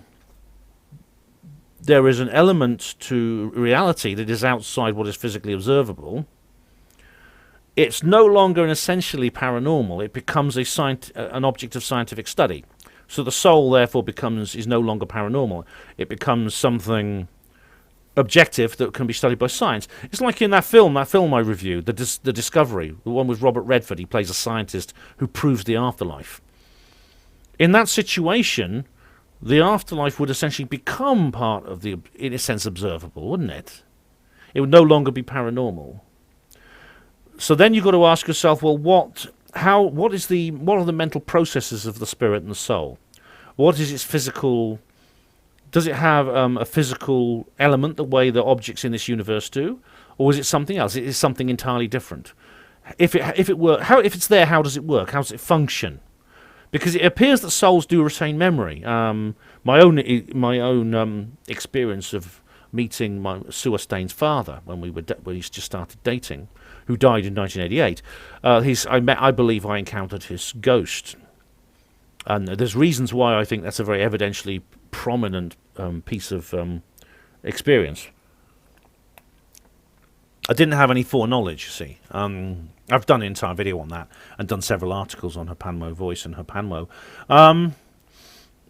However, how does that function? If it does function, does that have free will? You see, or is there some kind of is it possible that there are spiritual determinists? In other words, in the spirit world, there are determinists who are saying basically have studied whatever the physical properties of the spirit world are, and they've just said, well, all the souls, the consciousnesses that exist in the spirit world, are therefore subjected to deterministic theory. It's a bit of a downward spiral. It's like I gave the example before of the homunculus. Now this is the idea that we don't have free will because we're directed by this little man inside our brain that pulls levers and presses buttons in an abstract sense. That's just a kind of the homunculus is really just a kind of illustration of a concept. It's not literally a man in your brain, but some people say, yeah, that this could be the Cartesian soul. But then the question then goes, well, how does the homunculus work? The homunculus, does it have a brain? If it has a brain, does it have neurons? If it has neurons, is it itself subjected to determinism? And then you get an infinite regress. It's homunculi all the way down. Or you get some levitating super homunculus. Both of those are logically very unsatisfying. I'll just carry on. Again, I'm going to skip a lot of this. You can read it for yourself. It goes on to Thomas Hobbes. Thomas Hobbes was like the social Darwinist. He's the one who said "red in tooth and claw." He's a very popular guy, Thomas Hobbes. Yeah, he was amazing 16th century English philosopher. And he is very influential on the modern world. Let's have a look. Other views. Free will as an illusion. All right, then this is the. I don't have time to go into this in detail, but this is connected to the consciousness as an illusion theory, which is much more recent. But for free will as an illusion. It goes back to people like David Hume, who was in the 18th century. He said the entire debate was nothing more than merely a verbal issue. Hume suggested that it might be accounted for by a false sensation or seeming experience which is associated with many of our actions when we perform them. On reflection, we realise that they were necessary and determined all along. Again, that's kind of not necessarily with reflection, we may not know, but he's basically saying, again, the unprovable nature of free will. He's kind of taking advantage of that. Interestingly, David Hume on his deathbed is quite interesting because he died in 1776. He died on American independence was going on at the time. That's why I remember the date. But he was. There's a very interesting. The atheoskeptics love it because Hume was on his deathbed. A religious friend, came round and said, "Oh, you're the Scottish guy. Oh, aren't you afraid of annihilation? Because you don't believe in the afterlife, do you?" And he said, "No, I don't. I think I'm just going to disappear when I die." He said, "I'm not long for this world, and when I go, I'll go." I don't know if that's how he spoke. He's just a Scottish guy, so I assume that. Now, that's the MBAers love that because Hume is kind of being heroic there. He's MBAing himself way above his jelly friend. If you know, MBA stands for Materialist Bravery Award. I'm not going to explain that now. I've covered it before in several comedy videos. So the atheoskeptics always go back to Hume's deathbed denial of the afterlife, as the ultimate Materialist Bravery Award. I don't have time to go into this, but this idea is not related. Is not the whole idea of free will and determinism is not. Obviously, I've explained how there's Christian determinism. In Islam, Judaism, you find it. But you also find it in Oriental traditions such as Buddhism and Hinduism. It's a complicated thing. But, see, it covers so much. I mean, the whole issue covers so much. For example, there's the Charvakas. I think I mentioned this before, but there's the tradition of the Charvakas. It's Charvakas are Indian skeptics. Now they are accepted. They're very ancient. I mean, the Charvakas actually draw on their own ideas as from the Rig Veda. Now the Rig Veda is one of the oldest stories in the world. We don't know exactly when it was first thought up. It was only written down for the first time in the historical Indian period, and the second millennium BC. But it may be much older. But the Charvakas are like skeptics. It says an ancient school of Indian materialism. Charvakas hold direct perception, empiricism, and conditional inference as proper sources of knowledge, embrace philosophical skepticism, rejects ritualism and supernaturalism. A popular belief system in ancient India. Okay, we always think of as ancient India being these guys sitting around in lotus positions levitating. They were not. There were a lot of skeptics in India at that time, and the Charvakas were like that. It's funny because I learned this when I was hanging out in one of the skeptics in the pub events, because someone told a story about this young chap who he became an atheo-skeptic, and he was going along to skeptics in the pub, and he's the son of two parents who were both devout Hindus, and he didn't know how he was going to tell them. He was like really upset because they go to the temple and everything, and they worship on Diwali and things like this. And he said, what will they say when I tell them I'm an atheist and I'm a skeptic and I don't believe in any of this?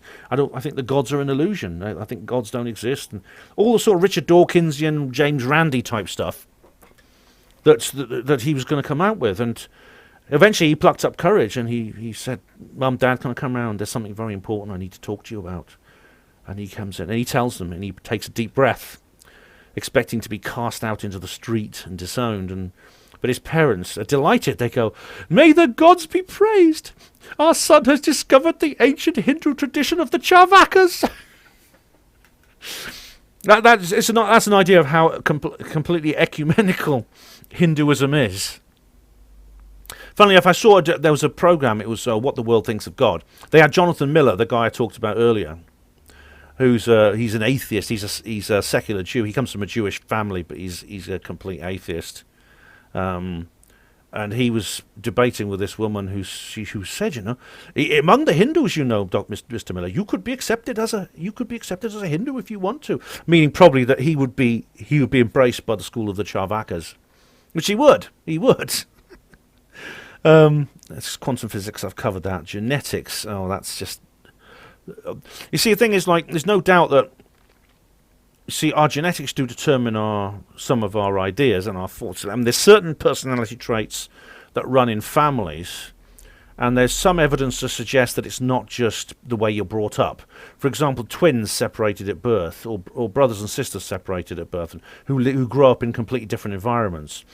There's been some studies done on them that indicates they do develop certain similar personality traits, even though they've been brought up in entirely different families. They've had no contact. It says Steven Pinker, he's a piece of work. I could go on about him for a lot. His view is that the fear of determinism in the context of genetics and evolution is a mistake, a confusion of explanation with exculpation. Responsibility does not require that behaviour being uncaused, as long as behaviour responds to praise or blame.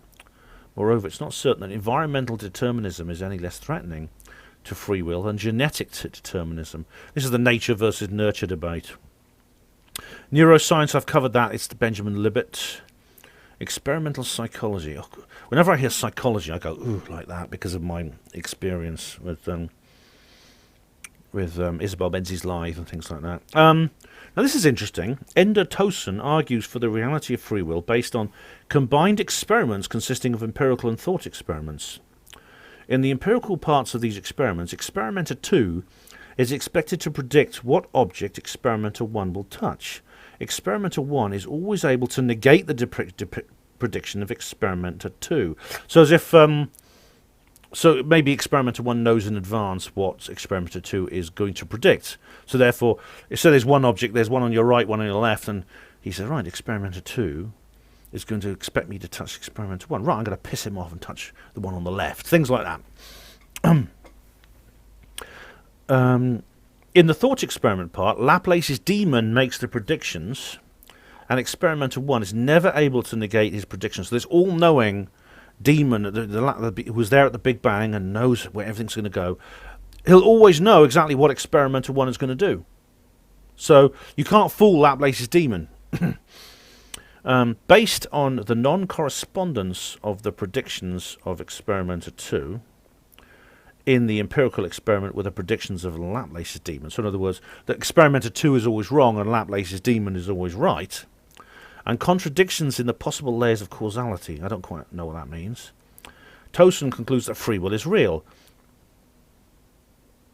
I don't quite get that. Towson concludes...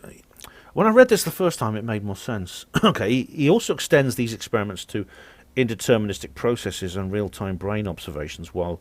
Right, so is that like Libet? While willing, assuming that an agent has every technological means to probe and rewire his brain, in this thought experiment, experimenter 1 notices the circuit of his brain, which disables him from willing one of the alternatives. He then probes other circuits to see if he can have the will to rewire the circuit. So experimenter 1 notices the circuit in his brain, which disables him from the alternatives, and whether he can rewire. The thing about it is, though, it could be that the very noticing itself is determined. It's an interesting thought experiment, but that's what a determinist would say. The noticing itself is a circuit in itself. Experimenter 1 notices that all the circuits of his brain being so, and prevent him from rewiring or bypassing the circuits, which prevent him from wanting... Yeah. See, again, it's... No, it doesn't... I don't quite... It made more sense the first time I read it, but... You see, that again, you'll get an infinite regress there, I think, is the problem with that, unless I've misunderstood this entire point. Yeah. Anyway, there's some here on theology. That's about it. Okay, so I'll go to David. I'll go to David Smith's comment now. Now, he put this comment on a past video, where he is a determinist, and he has given a list of what he thinks is a summary of the determinist position. Though I don't doubt that David's blended isolation will come up with a riposte to this. Reasons to consider for not accepting free will. 1. Some people don't actually believe that their choices are made outside the scope of cause and effect. Some people don't believe that. Well, determinists don't, do they? In the classic nature or nurture debate, nobody ever seems to argue for neither, because everything we do is implicitly understood to be based on antecedent causes.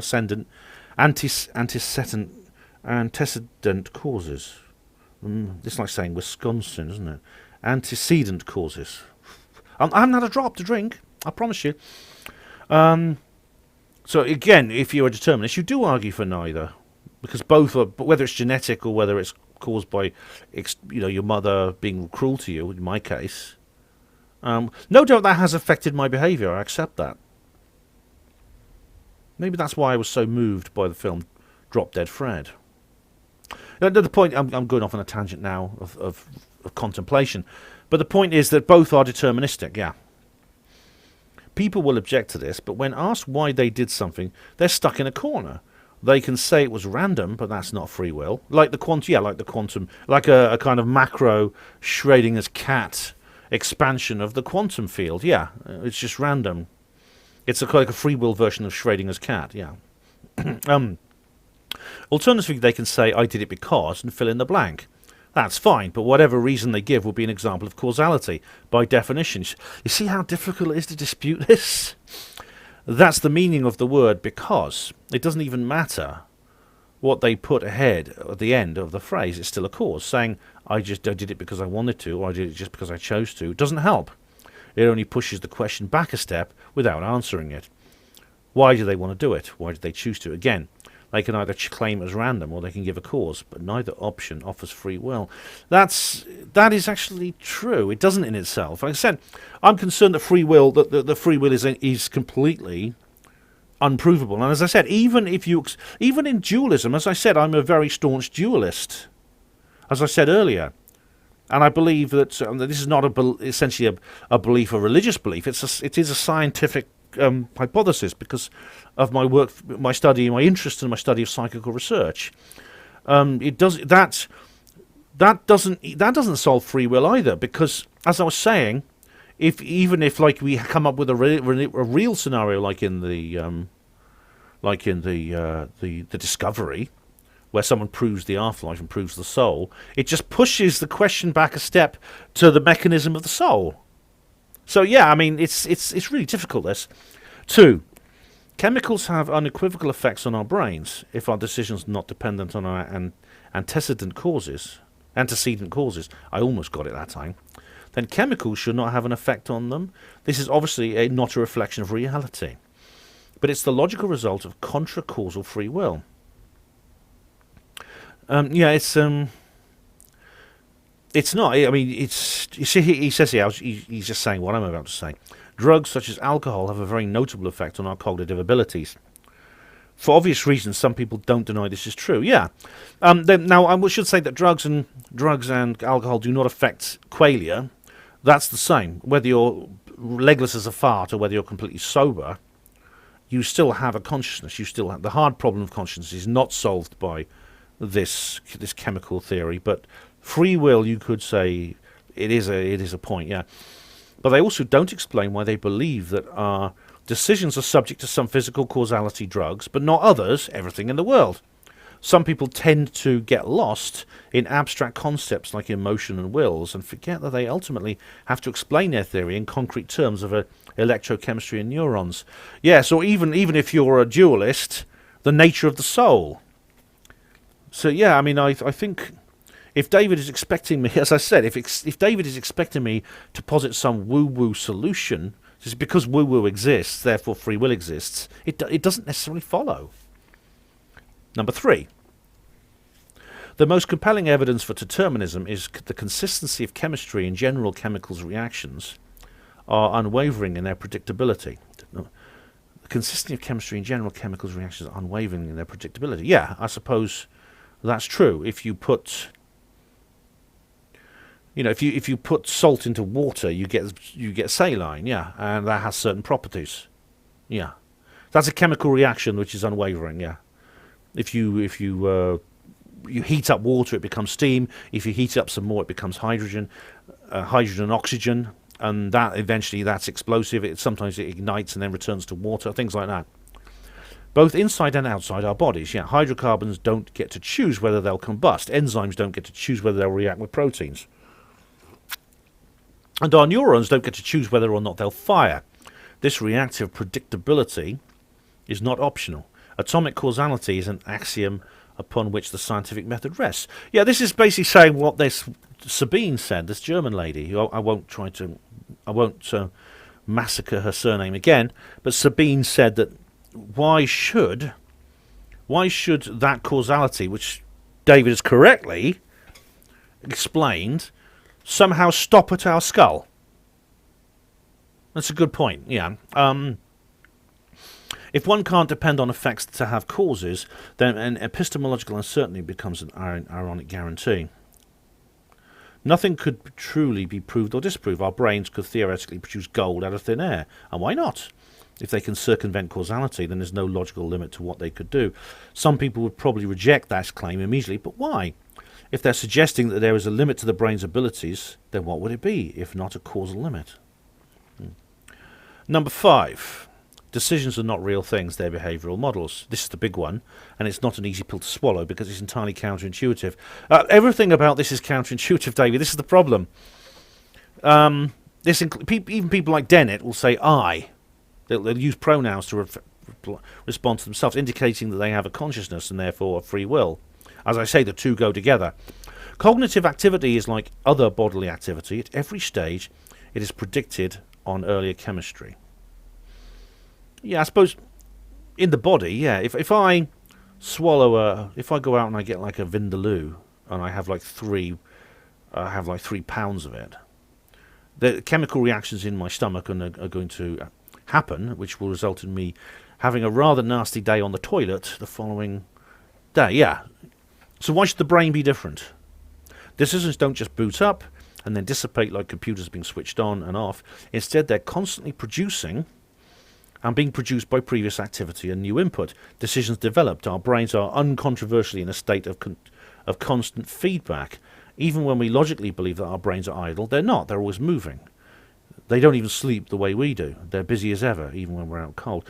Yeah, I mean, in fact, your brain is actually never more active when you're asleep, because when you're in a dream state, your brain becomes extremely active, which incidentally is a reason that applies to the near-death experience, as I've said before. But the point is subtle, but it's crucial. What we call decisions are not discrete items that we've somehow produced with our wills. Neither of these things is objectively real. Decisions are merely the last articulated point in an unending cycle of cognitive activity, of which we do not have intellectual access. Number 5, this is the last one. No physical theory has been given to explain free will. There is no hypothesis that physically explains free will. In fact, there isn't even an empirically observable free will to be explained. There is merely the sensation of free will, which compatibilists refer to as volition.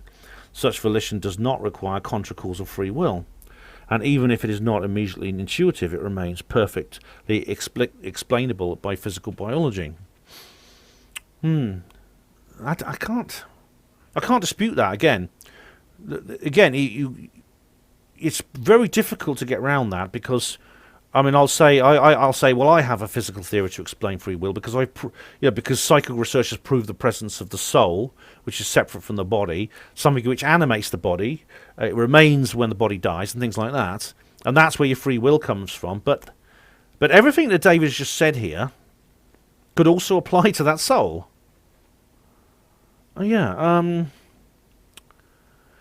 Most new scientific explanations are not immediately intuitive. When Maxwell hypothesized that light and magnetism were the same force, people rejected him out of hand. Intuitively, Maxwell was wrong, but scientifically he was right. Similarly, it was counterintuitive to think that a burning bonfire and a rusting pipe were undergoing the same process, but they are. That's right, combustion, yeah. But they are along, and indeed, what goes on in your body when you assimilate food is combustion, yeah. Along the same lines, most people believe oxidation, yeah, the bonfire was undergoing the same process as the sun. Today, although we understand perfectly well that nuclear fusion bears no resemblance to oxidation, which I'd use the word combustion there, David, but oxidation, that's absolutely fine, yeah. Combustion is actually a form of oxidation. The intuitive sensation of free will is not sufficient reason to believe that it's actually contracausal. Yeah, I remember actually theories were that the sun was a giant ball of coal. It was a huge ball of like some kind of petrochemical, like coal, which had within it an oxidizer, such as some people said there were like pockets of oxygen within it, chemically bonded or physically mixed up, and that was what the sun was.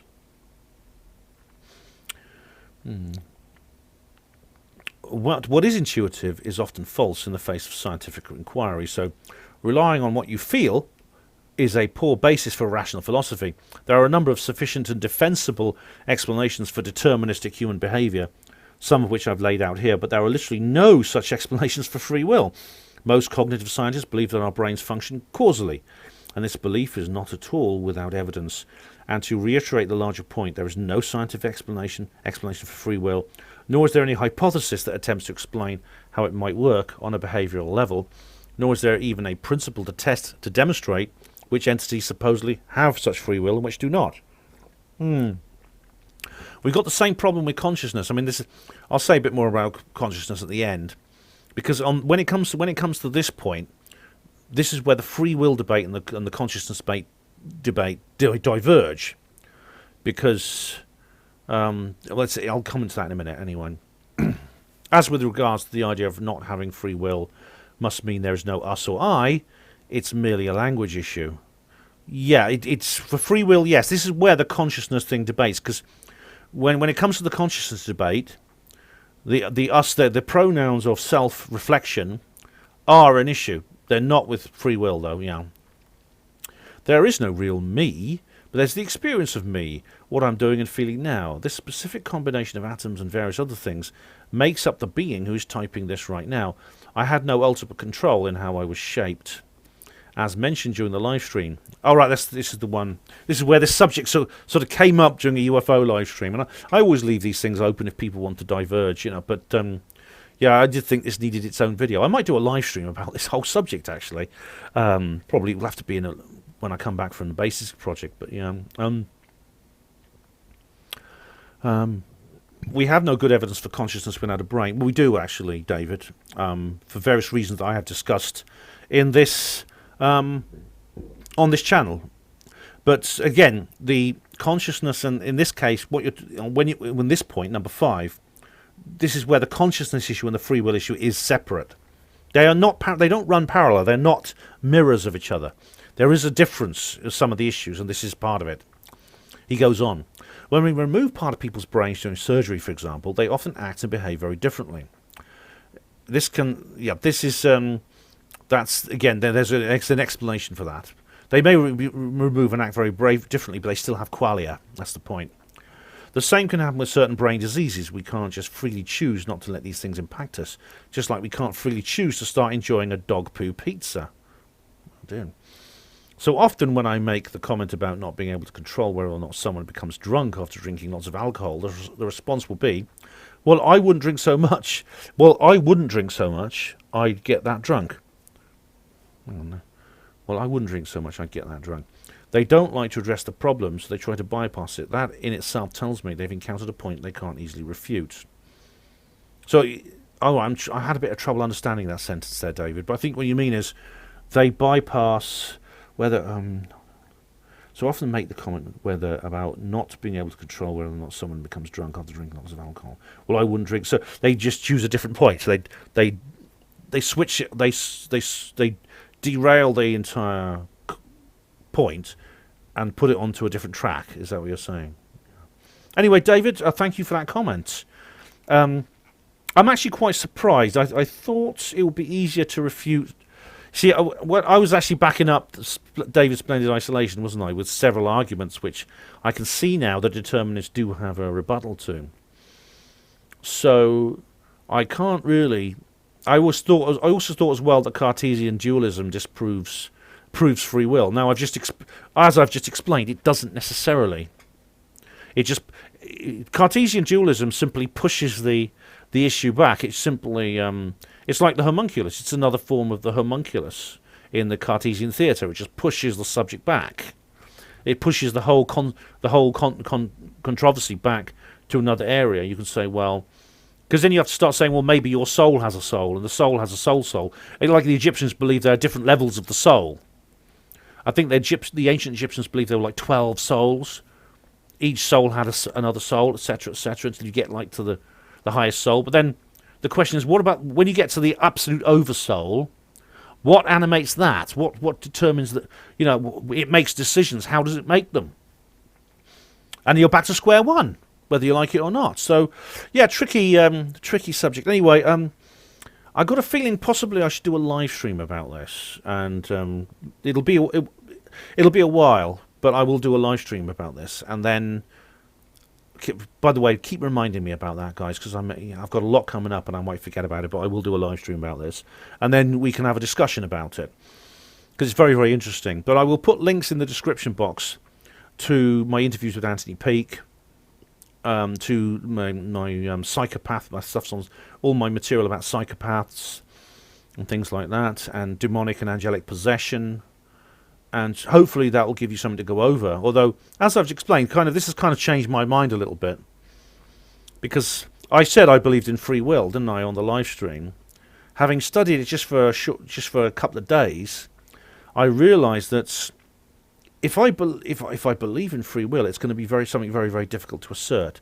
It's not something that can be explained easily. And in fact, the points David Smith has made are good ones, and I don't have an answer to them. And simply falling back on Cartesian dualism, which I thought I could do. I thought that was the answer. Now I realise it's not. As I just said, if the soul creates free wills in humans, then what creates the free will in the soul, etc., etc., etc.? It's souls all the way down, which is illogical. It's a denial of logic. So even though I